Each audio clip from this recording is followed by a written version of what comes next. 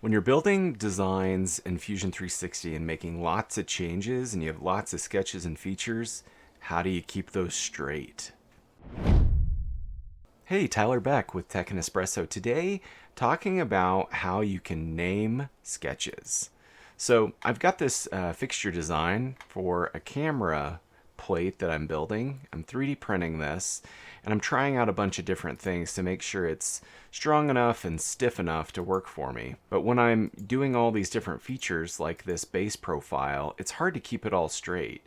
If I hit play on the timeline, I of course can examine how I built it and all these features. But why do that to myself when I can find these particular sketches and features, hit rename, give it a name, and now when I hover over it, I can see that name and it makes sense of it. I can also right click on the feature itself, the top plate. When I hover over it now, it tells me the name. It also shows it out in the model.